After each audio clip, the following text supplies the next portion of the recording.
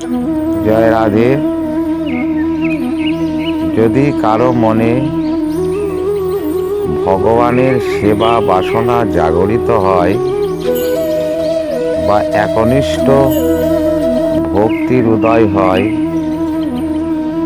অনন্য ভক্তির উদয় হয়, তাহলে সে ভগবানের সেবার যে উপকরণ মানে ভগবত সেবায় যে তার একনিষ্ঠ ভক্তি বা চিন্তা, সেটা ইহজগতের মায়া জগতের কোনো বাধাই তার কাছে বাধা নয়। সব বাধা তখন তুচ্ছ হয়ে যাবে।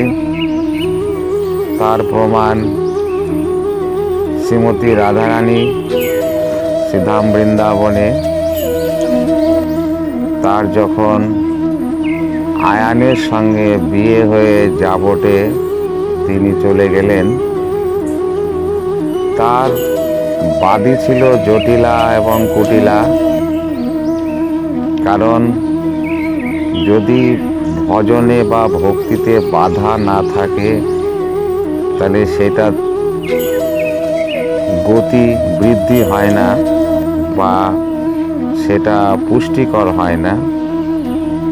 তো ভগবান শ্রীকৃষ্ণের সঙ্গে যে মিলিত হবে এবং ভগবানকে যে সেবা দেবে, তার শত বাধা সামনে এসে দাঁড়ালো। শ্রীমতী রাধারানী জল আনবার ছলে যমুনা বংশী বটে গিয়ে ভগবান শ্রীকৃষ্ণের সঙ্গে সাক্ষাৎ করত এবং তাকে সেবা দিত। তো একদিন কুটিলা শ্রীমতী রাধারানীর পিছে পিছে ধাবিত হয়ে লুকিয়ে লুকিয়ে দেখছে যে সে কি জলই নিতে আসে না সেই নন্দের বেটা কালো ছোড়ার সঙ্গে দেখা করতে আসে। তো তখন দেখছে যে জল নেওয়াটা তার বাহানা ছিল। সে কলসির মধ্যে করে মাখন নিয়ে গিয়ে সেই নন্দের বেটা কৃষ্ণকে নিজেও হাতে খাওয়াচ্ছে। সেটা দেখে এসে তার মা জটিলাকে বলল যে রাধারানীকে আর জল আনতে দিতে যাওয়া যাবে না, কারণ সে কলসির মধ্যে করে মাখন নিয়ে গিয়ে ওই নন্দের বেটা কালো ছোড়াকে খাওয়ায়। পরের দিন যখন সে জল আনতে যাবে, তখন জটিলা কুটিলা বলল যে তুমি জল আনতে যেতে পারো, কিন্তু কলসিটাকে উপর করে নিয়ে যেতে হবে। কারণ কলসি যদি উপর করে নিয়ে যায়, তাহলে আর ননি মাখন গোপালের জন্য নিয়ে যেতে পারবে না। শ্রীমতী রাধারানী চিন্তা করলেন, তাহলে আমি গোবিন্দের সেবা দেব কি করে, কিভাবে আমি তার জন্যে ননি মাখন নিয়ে যাব। তিনি তখন চিন্তা করলেন যে মাখন আর ননি নিয়ে চুলের খোপার মধ্যে করে তিনি নিয়ে গেলেন কলসিটাকে উপর করে। এবার কুটিলা কালকের মতো আজকেও তার পিছনে পিছনে লুকিয়ে লুকিয়ে দেখছে যে আজকে কি করে মাখন খাওয়ায় দেখব। তারপরে কৃষ্ণের সঙ্গে যমুনা পুলিনে মিলিত হয়ে কদমতলায় তার চুলের খোপার মধ্যে থেকে মাখন বের করে খাওয়াচ্ছে।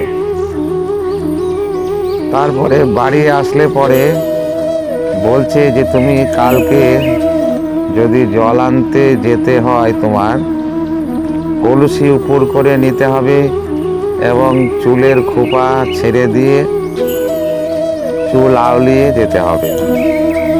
শ্রীমতী রাধারানী চিন্তা করছেন যে এইবার আমি আমার প্রাণ গোবিন্দের জন্যে কি করে মাখন নিয়ে যাব।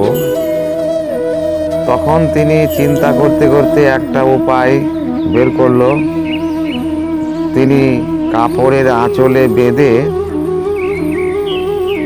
আঁচলটা কোমরের মধ্যে গুঁজে নিয়ে পরদিন জল আনতে গেলেন। ঠিক তদনুরূপ কুটিলাও পিছনে পিছনে গিয়ে দেখছে চুল ছাড়া এবং কলসিটা ওপর করা। দেখি আজকে কি করে মাখন খাওয়ায়। দেখছে কোঁচরের মধ্যে থেকে আঁচলে বেঁধে নিয়ে এসছে মাখন। সেই মাখন প্রাণ ভরে গোবিন্দকে সেবা দিলেন। পরের দিন জটিলা কটিলা বলছে চুল ছেড়ে যেতে হবে, কলসি উপর করে যেতে হবে, আঁচল ছেড়ে যেতে হবে। হে গোবিন্দ, আজকে আমি তোমার সেবা দেব কিভাবে? এত কঠোরতার মধ্যে আমি কি করে তোমার জন্য ননি মাখন নিয়ে যাব? আমি তোমার সেবা থেকে বঞ্চিত হব। আর গোবিন্দ সেবা থেকে বঞ্চিত হয়ে বেঁচে থাকার থেকে মরে যাওয়াও অনেক ভালো। তিনি এই চিন্তা করতে করতে একটা উপায় বের করলেন। বের করে কি করলেন না, ননি মাখন নিয়ে শ্রীমতী রাধারানী মুখের মধ্যে করে সেই মাখন ননি নিয়ে কলসি নিয়ে যমুনার ঘাটে গেলেন। আজকে কুটিলা চিন্তা করছে দেখি মাখন কি করে খাওয়াই। তারপরে ভগবান শ্রীকৃষ্ণের সঙ্গে তার প্রাণ বধূয়ার সঙ্গে মিলিত হয়ে সে কি করছে, কুটিলা দেখছে যে হা করে মুখের মধ্যে থেকে মাখন বের করে তারপরে তার প্রাণ গোবিন্দকে সেই মাখন সেবা দিচ্ছে।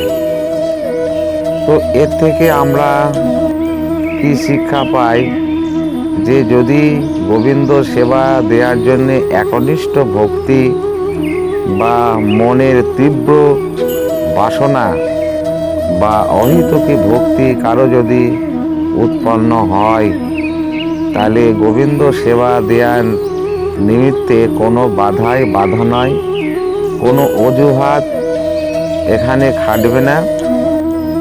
কারণ আমাদের একনিষ্ঠ ভক্তি নেই, তাই আমরা নানান রকম অজুহাত দিয়ে থাকি। কিন্তু যদি কারো একনিষ্ঠ ভক্তি বা অনন্য ভক্তির উদয় হয় বা শ্রী গোবিন্দের প্রতি যদি কারো তীব্র ভালোবাসা জন্মায়, তাহলে এহ জগতের কোনো বাধাই গোবিন্দ সেবার ব্যাঘাত ঘটাতে পারে না। জয় রাধারানী, জয় শ্যামসুন্দর, হরে কৃষ্ণ।